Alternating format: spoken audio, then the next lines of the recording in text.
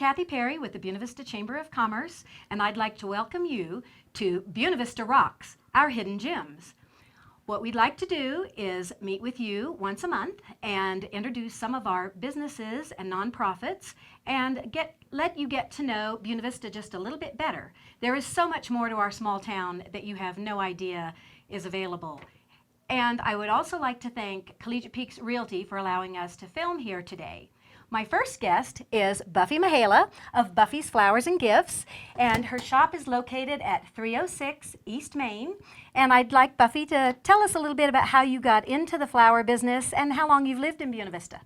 Oh, wow. First of all, my family actually moved here when I was back in 1963. My dad worked up at the mines, got a job up at the mines, and it was just supposed to be an in and out thing. And then, you know, with 4 kids, you just kind of settle in and live your life. And so I grew up here all the way through high school and all those things, and pulled those shenanigans the kids did.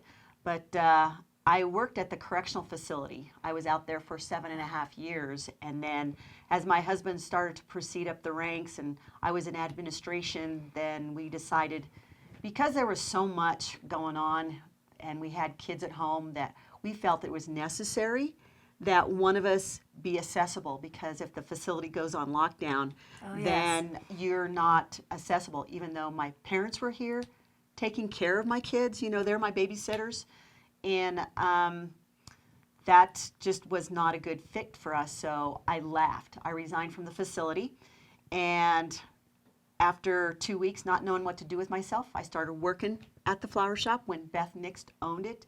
At that time it was Alpine Rose, and within a couple months I was buying the flower shop. I had made a decision to buy the flower shop, and I actually bought right at Labor Day. So I left the facility in April, started working Mother's Day, and was buying by Labor Day, which was pretty appropriate at the time. Well, it still is, because it truly is just a labor of love. Everybody thinks that flowers are just fluff and stuff, but there's a lot of labor, hard labor. You're standing for hours at a time. You're lifting buckets with water, 5-gallon buckets that are at least a third full of water and full of flowers. So you're moving and you're pretty much on your feet a lot. And you must have a green thumb to be able to take such beautiful care of these plants and flowers. I understand this flower arrangement, which was part of Collegiate Peaks Realty's office staff. It belonged to one of their staff. Right. And it's a week old. What is your trick to keep them looking so beautiful? I do a lot of praying. In my business, you do a lot of praying, because you do get, and there again, this is where the not so fluffy stuff comes in. You have anything that comes through that door is on an emotional need of some level. It's either very joyous and happy with babies, marriages, engagements, but then again you have the other end where you have the funerals. And growing up in this area, it can be very difficult. I'm sure you know a lot of these people personally. It helps with the design aspect of it, but your heart is really on your sleeve a lot of times. You're crying while you're taking orders, or you're crying when you're delivering flowers, or the best part is delivering on a happy occasion when you see somebody at the door and they're like, oh, really? For me? Somebody thought of me? I said, absolutely. Don't think I'm just. And that brings joy to your heart too, I'm sure. Awesome. That's awesome. Yeah. So my family, we do. It's a family business. I do say that it is a family business because my family's involved during the big holidays for deliveries and even design and stuff. But even the co-workers, you know, the ladies that I employ from time to time, they become family as well. So it becomes very difficult because you do share a lot of feelings. How do you deliver these flowers? I know when I just try to bring a flower arrangement home without it tipping over and damaging all the delicate little petals and everything, how do you deliver to a wedding or a funeral or something really huge without incurring damage to the flowers? You have cargo carriers, and they've got foam with little slots that are cut out that are die cut. Some of those foams are like 6 inches, 8 inches deep, and they're die cut, and you can put different size arrangements in each block of foam. And you have these cargo carriers, but I also have a large SUV. I am in a Ford Expedition because not only do you have to carry large numbers of flowers sometimes, but you have very remote areas where you're traveling to. Bumpy dirt roads. Bumpy dirt roads. And some folks, you know, if they live clear out on the top of Game Trail, they say, well, I don't know that you can deliver today. The roads are snowy and icy. I said, no problem. We'll You get get it. there. Just need to know you're home. You get it. Yeah. Well, in the years that I've known you, I think you've operated out of your home, and now you're on East Main Street. And do you like it a lot better? Tell me a little bit about your conditions on East Main Street and some of the stories that you have to tell. Well, we had it up on East Main Street, right behind the old Texaco station. The building's no longer there. Right. When I bought it, that's where it was originally at. I remember. Then I moved it to the other side of Maine, on West Main, in a little log cabin. Then I left, I sold, and then we're back in the business, and I operated out of my home because I didn't have any equipment, so to say. Right. I have the cooler. I just needed necessary certain things, and it was a buildup from my house. And it was 225 square feet that I operated out of my home goodness. for 4.5 years. And it just got to the point that we were stumbling over each other. My house started resembling more of a flower shop instead of a home. I was using my girls' bedrooms because they were no longer home. I was using them to store flowers and closing the doors during holidays. It was just crazy. But eventually, we built it up to the point where we can move back into town. Right. It was a scary business because we moved into that spot over on East Main Street, and I thought, oh my gosh, how am I going to fill up all this space? Well, just a short year later, I'm full. And I use every inch of that space. Well, and you've told me that people will be walking Main Street and they will poke their head in your shop and they'll be saying, oh, it's just a flower shop, just a flower shop. And you are so much more. You rent tuxedos for weddings, and now you've started on a new venture. You have lotions and creams. And can you tell us a little bit about that and the gift baskets that you can put together for people? First of all, we can do gift baskets of just about anything. As long as we have enough lead time so that we can shop for those personalized baskets, we're able to do whatever the customer would like, you know. As far as the lotions and stuff, I found a manufacturer actually out of Cripple Creek, so it's fairly local. Again, a mountain town, mountain mining town. And it's called My Essence Home and Body. And you have your base lotions like the satin and silk here. And then you also have one that is got cocoa butter, and the other one is goat's milk shea. And you can actually tint it or scent it however you want, either with a fragrance oil or an essential oil. And we can fragrance that to your liking, even if you want to put a couple of fragrances together. And then we also have the massage oil, the bath bombs, and the chocolates. Like I said, we can do a myriad of things with our baskets. Oh, that's just awesome. And I don't think people realize that you pretty much have it all. You can put pretty together an entire wedding with not only the flowers, but the tuxedos, but then you also have gifts that you can have for the best man or the best, the bridesmaid or whatever. Correct. So, and I know you have helium-filled balloons for birthday parties and things because the chamber has used those, and it's always a trick getting those to stay in my car. Plants, baskets, we got it all. And if you, like I said, if you give us advance notice, we can search it down. Well, is there anything else you'd like to tell the people today other than you ought to give them your phone number in case they need some flowers or need to plan a wedding? Valentine's Day is coming up in a couple of weeks, guys. Don't be late.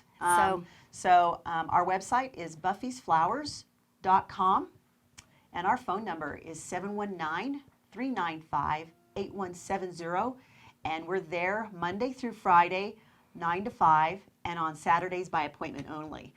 We found that it's just people are out and about because we live in such a beautiful area. With the Collegiate Peaks, there's a lot of outdoor activity. So we just kind of like to enjoy some of that time ourselves. Otherwise, we'd be there 24/7. I'm sure. Well, thank you so much, Well, thank Buffy, you, for Kathy, coming for today. having me. I Yeah. really like this. I've got such Yeah. dry skin. Thank you. That actually has real silk in it. Oh, Yeah. it's fabulous. Awesome.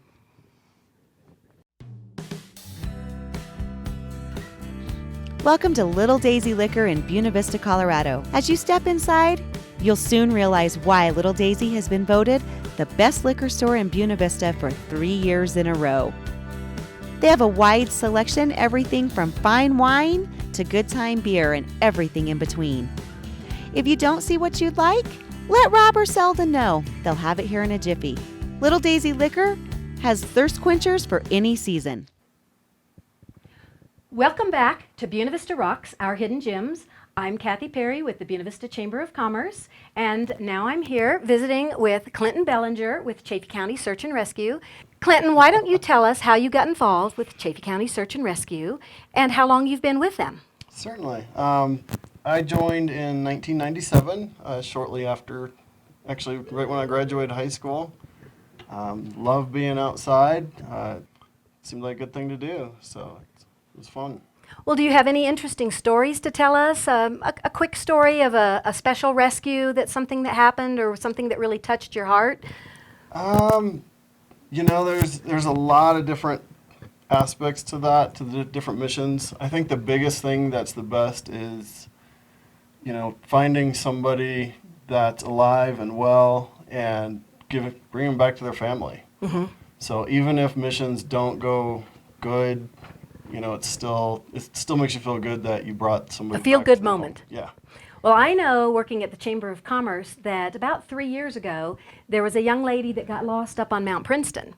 And I couldn't believe when I took the phone call at about 3:30 in the afternoon that she was on Mount Princeton. She started crying, and she says, "I think I'm lost." And I said, "Just stay where you are. We have cell phone coverage, and let me call Search and Rescue." And she panicked, and she said, "I can't afford Search and Rescue. It'll cost me a fortune. Please don't call them." And I said, "We've got to get you down off that mountain." So can you tell us a little bit about maybe how Search and Rescue is funded, how these rescues are taken care of? Because I don't believe that people do have to just dish out thousands of dollars out of their pocket, do they? No, they do not. That's a common mistake. A lot of people think that they're going to get a bill from Search and Rescue. There's no Search and Rescue group in the state that charges for Search and Rescues. Now, if you have a medical issue and Flight for Life has to come, or ambulance, that's a whole different deal. But yeah, we will not bill anybody to come up and get them. We encourage them to do it, so it saves them money in the long run. So now I've heard that if you buy a fishing license or a hunting license, that there's a little bit of that fee that they can pay something to help them get rescued if need be. yep, that's correct. It's an extra $1 is added on or something? Yeah, there's the hiking card, or if you have a fishing license, ATV license, you know, hunting license, any of that, a part of that goes to, it's the State Search and Rescue Fund, which is a big pot of money statewide. And if you have that card and we come up and get you, we get reimbursed for our costs. Okay. If you don't have that, then we end up carrying the bill on that. So. Oh, goodness. So does Chaffee County Search and Rescue have fundraising events scheduled throughout the year to help with some of these expenses? We do. So Okay. we have a barbecue every year that we do at the north end of the county. The south end of the county, they have a big car show, Okay. which brings in a lot of money, and just donations. All the search and rescue groups are funded through donations, grants, fundraisers. So any little bit helps. And, you know, the bigger the area, the more money, of course. So a lot of times in the little mountain communities, we do kind of struggle with that. So it's anytime we get donations or can do a fundraiser, we try to. I know that the Buena Vista Chamber of Commerce puts your fundraising events on our website, buenavistacolorado.org.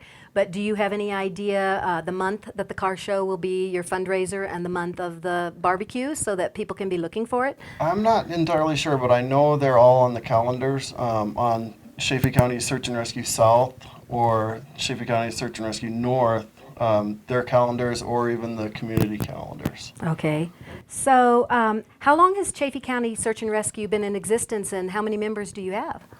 We started in 1964, Okay. so pretty old. We have currently about 60 members on our roster, and some of those were actually around in 1964. Oh my goodness. So they, of course, don't get out in the field as much, but they have a wealth of knowledge of the local area. So, it's good Well, to have them. I'm sure there's all kinds of ways that people can help with it. Do you have an office here in Buena Vista, or is there a way that if somebody is out there and they want to get involved with your organization, how could they reach you? We meet once a month. It's the first Tuesday of the month at 7 p.m. We have a building up on Gregg Drive, just south of the Humane Society. So we meet there. Another good place to check out is our website, which is Chaffee County Search and Rescue North.org. Okay. So you can find our application, lots of links to stuff and what to do, and it's a good thing. And you don't have to be super in shape to do it. You know, we take anybody. We need office help to help with fundraisers, to help climb in the mountains. So I'm sure when you're out climbing the mountains that you need help, as in fixing lunches and drinks and things like that, to keep everybody hydrated and healthy so that you can go out and climb all over the mountains and look for these people. Yep. So is there anything else that you would like to tell people today? the biggest thing, go to our website, go to different mountaineering websites, learn about the outdoors. Make sure you let people know where you're going and when you plan on being back. Well, that's really good information for us all to have. And Clinton, I'd like to thank you for coming today and informing people about the search and rescue, Chaffee County Search and Rescue. And we'll be right back, and we'll be talking to another person from Buena Vista. Thank you. Thanks, Clinton.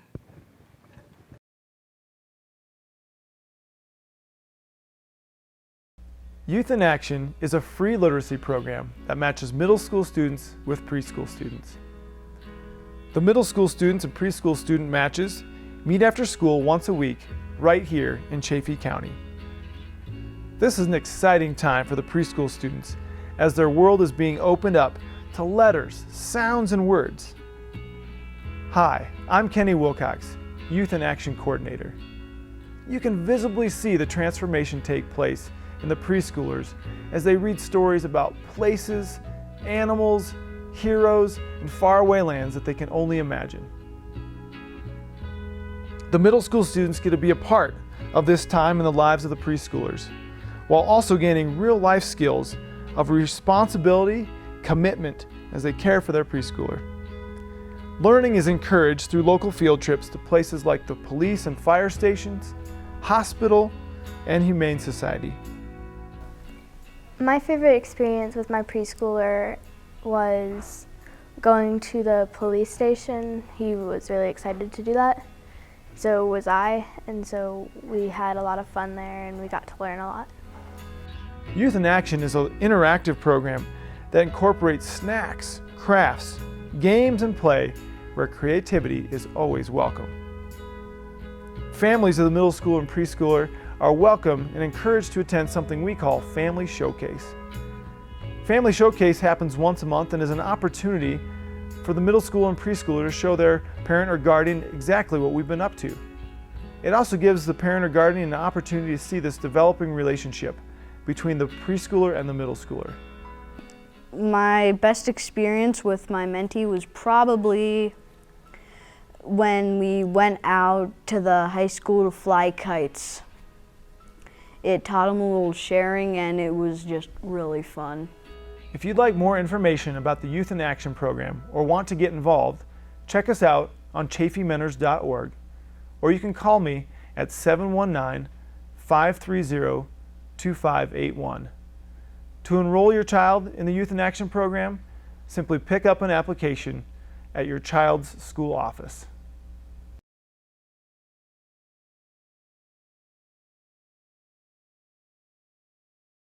Welcome back to Buena Vista Rocks, our hidden gems. I'd like to thank Collegiate Peaks Realty again for allowing us to video here in their conference room. And now I'd like to introduce you to Emily Osborne, the Town Recreation Director. And Emily, can you tell us a little bit about how you ended up in this position and maybe a little bit more about Town Rec? For sure. So I grew up in Canyon City, and I was a river guide in the Royal Gorge for 7 years. And then I went to Colorado State University and got my undergrad in rec park and tourism management. And then I went to Penn State and got my master's in recreation. And after that, I decided I definitely needed to come back to the Valley because I absolutely love this Valley. And so I moved to Leadville, and I've been there for about a year and a half. And I'm just so blessed to have a job in my field in the place that I absolutely love. And I would think, what a fun job planning events for the town and managing the parks and everything that goes on there. So can you tell us a little bit maybe about some of the events or some of the activities that are happening right now? I see posters around town about indoor soccer. Definitely. So my counterpart, Ashley, is in charge of the programming. And so she wanted me to give a little announcement about what we have going on now. So we have the Nuggets Skill Challenge, Kids Fun Runs, Bike Polo, Tap Dancing, Tai Chi, Dog Smarts, Yoga, Payo, Soccer, Indoor Soccer, Zumba, and Pickleball. Also, we're going to start adult volleyball in the beginning of March, and so sign up for that will be in the middle of February. And then we're going to have a Learn to Play Pickleball clinic on February 15th. So those are all of the programs going on right now. And then we also have our community center, which is a bunch of fitness classes, and you're allowed to rent the community center for private events as well. So that is an option. So the town of Buena Vista has a lot of venues that they can rent, not only the community center, but how many parks do we have around town? We have 4 traditional parks with playgrounds and picnic tables. We have 2 parks with man-made rocks for bouldering. We have a whitewater park, a splash park, a dog park, and a pocket park called the People Stage, which is downtown. Yes, that's brand new, and there were concerts all of this past year down in the People's Park, from what I remember. So I don't think people realize, one of the reasons we call this show Buena Vista Rocks, Our Hidden Gems, is because people think we're a small town, we don't have anything to do, but in talking to you and all of these activities, if you don't have something to do, then there's something wrong. Right. Because there's plenty of stuff going on. I can tell you from working at the Chamber of Commerce for 22 years that I get a lot of phone calls from people wanting to rent one of the parks because they want to have a family reunion or a wedding. I always tell them, you know, you may want to reserve it because you need to make sure that it's not being in use for Gold Rush days or for a bicycle tour or something like that. But you also need to just talk to the town and find out what the rules and regulations are. Can you inform us a little bit about that, how affordable it is, and how somebody might go about reserving the park for a child's birthday party? Definitely. So our parks are very affordable. You can rent the picnic tables or the volleyball courts or basketball courts for as little as $10. And you could rent all of McPhellamy Park for an entire day for like $60. The community center ranges from $18 to about $100 depending on which room and how long you're going to rent it. But the community center does also have a commercial kitchen, which can be very helpful for different events. We've used it a lot for the Chamber Gala and also for the historical ATV Color Tour, and it's a wonderful setup. But sometimes when people are doing a wedding or a gala like the Chamber of Commerce, are they allowed to have liquor in the community center or in the parks? Yeah, so the first step is to fill out a basic special event permit application and turn it into the town. And then from that point, you would go to the town and apply for a liquor license if you did want liquor. And you might have to do an extended special event permit for 250 people or more, but generally it's a pretty easy process. Right. I know that when Ride the Rockies comes through, Bicycle Tour of Colorado, and it's a huge event, there's a lot more to it. But I have been very fortunate that Ashley, before you were working there, has helped the Chamber of Commerce in filling out the permit and making it a painless process. Good. And the Chamber, of course, has insurance for this, but it's my understanding that if you have a huge event, then you usually need to get insurance also for the park and everything and make sure. So, yes, there's so many opportunities and so many parks. Do you also organize the softball tournaments and things like that that come up in the summertime? Put together the teams when you have like Collegiate Peaks Realty against Collegiate Peaks Bank or something? Are you the one that puts that together? Ashley is the one that's in charge of the programming. Okay. But her and I do have a goal this year to have an Arkansas Valley softball tournament, Oh, that'd be awesome. which I think will be in August or September. And so hopefully we get teams from Leadville and teams from Salida, and we just kind of have a nice little event out of it.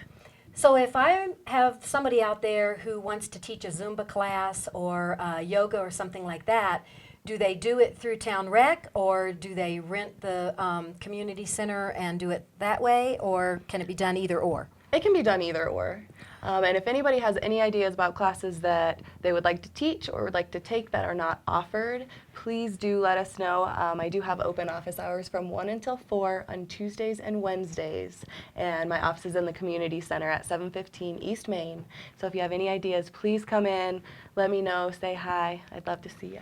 Well, why don't you also give them your phone number so that they can contact you and set up something, because I'm sure there's a lot of people out there with a lot of talents that they might be able to share, and people maybe that want to get involved with the card playing, the bridge that meets on what, Thursday, I believe. Yeah. So your phone number is? My phone number is 719-395-2408, and my email address is recsupervisor@buenavistaco.gov. I also wanted to ask, you set up the concerts in the park, in McPhellamy Park, the park with the lake. Right. And those are usually every Thursday night? Correct. Have you started on that yet? Do you have any idea the talents that you might be bringing in? I haven't started scheduling any of that yet. Okay. But they will be on Thursday nights starting in June, and I think that I'll have that list finalized probably about April or May. So are you looking for any more entertainers? If there's an entertainer out there that might want to contact you. Yeah. Okay. If you've got talent, let me know. So if you're a band or a singer and you'd like to perform in the park, I think they're like 7 o'clock. Fabulous venue underneath the cottonwood trees next to the lake. I know I've been several times. I just love to stretch out my blanket and enjoy after a hard day of work. And I'm hoping that as soon as you get that schedule confirmed, that you will get it to me so that I can put it on the Chamber's website at buenavistacolorado.org. So, and that does remind me of another thing. If you want to use the People's Stage for any reason, that's what it was built for, the community. Whether it's you want to sell your jewelry that you home make, or you want to play your guitar, or if you have any use for the People's Stage, please be in contact with us, because that's what it is for. I think you had the Salida Circus there. You've also had some guitar players. I'm trying to remember some of the bands that have played there. Just small groups. They have hay bales set up, and then you have a nice little awning, and it's between the Pearl Theater and another building. I think Country Cuts is in there, correct? Correct. Very nice venue. So, I mean, the town just keeps adding in all these nice venues for people to enjoy. And I've never had a chance to get down to the main bouldering park, but I've been to the boulders that are right down in South Main. I see the kids climbing over those all the time. So, well, is there anything else that you would like to tell people today? Go recreate. Well, I would like to thank you and Collegiate Peaks Realty for sharing this room with us. And like I said, there is so much more to Buena Vista than anybody realizes.